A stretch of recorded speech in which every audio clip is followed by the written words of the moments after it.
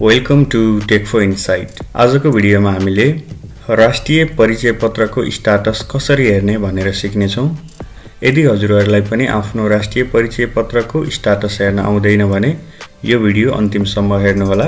यस भिडियोमा मैले step by step हामीले कसरी राष्ट्रिय परिचय पत्रको स्टाटस हेर्न सकिन्छ भनेर सिकाएको छु। सबैभन्दा पहिले बुझौं राष्ट्रिय परिचय पत्र भनेको के हो।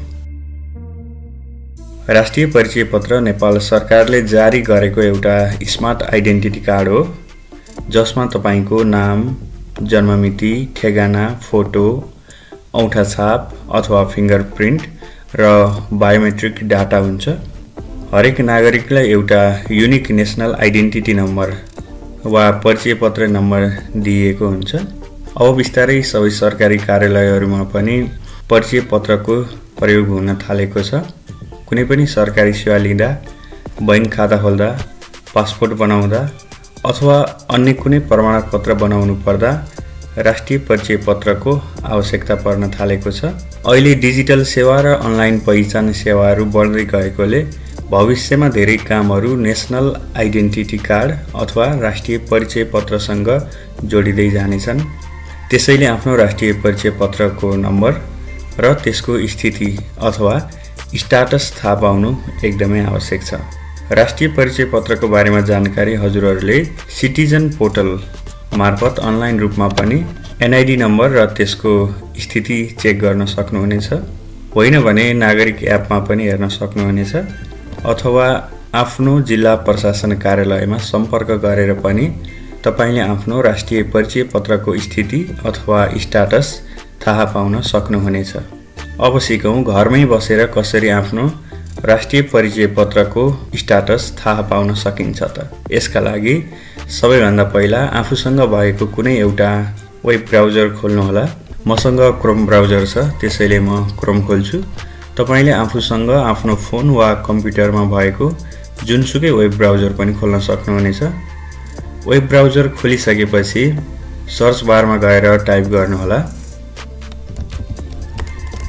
National identity card status. National identity card status लेखेर टाइप गरिसकेपछि check national ID card status citizen portal लेखेको छ, यसमा क्लिक गर्नुहोला।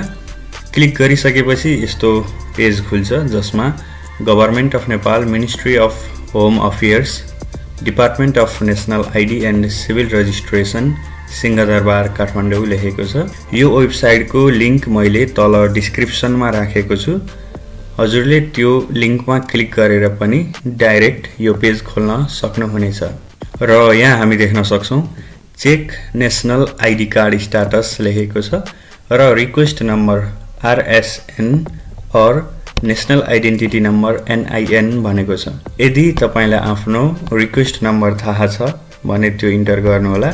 रिक्वेस्ट नम्बर तपाईले आफ्नो परिचय पत्रको विवरण भर्दाखेरि पाउनु भएको फर्ममा देख्न सक्नुहुनेछ।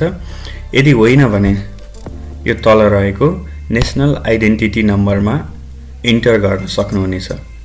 यदि तपाईलाई आफ्नो नेशनल आइडेन्टिटी नम्बर थाहा छैन र हेर्न आउँदैन भने माथि आई बटनमा एउटा भिडियो राखेको छु मैले। त्यो भिडियो हेरेर आफ्नो राष्ट्रिय परिचय पत्रको नम्बर कसरी थाहा पाउने अथवा नेशनल आइडेन्टिटी नम्बर कसरी थाहा पाउने भनेर सिक्न सक्नुहुनेछ। मैले भिडियोको लिंक तल डिस्क्रिप्सनमा पनि राख्ने छु, त्यहाँ क्लिक गरेर पनि हेर्न सक्नुहुनेछ। तपाईलाई यो दुईटा मध्ये जुन आफ्नो डिटेल थाहा छ त्यो इन्टर गर्नुहोला। म यहाँ मेरो नेशनल आइडेन्टिटी नम्बर इन्टर गर्छु। सेक्युरिटी रिजन्सले गर्दा मैले मेरो नेशनल आइडेन्टिटी नम्बर हाइड गरेको छु। अब नेशनल आइडेन्टिटी नम्बर इन्टर गरिसकेपछि तल रहेको क्याप्चा इन्टर गर्नुहोला। आफ्नो नेशनल आइडेन्टिटी नम्बर र क्याप्चा इन्टर गरिसकेपछि तल रहेको सर्च बटनमा क्लिक गर्नुहोला।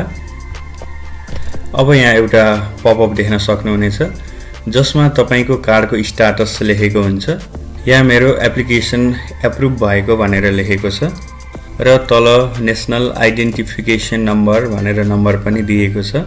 यसरी हजुरहरूले आफ्नो राष्ट्रिय परिचय पत्रको स्टाटस हेर्न सक्नुहुनेछ।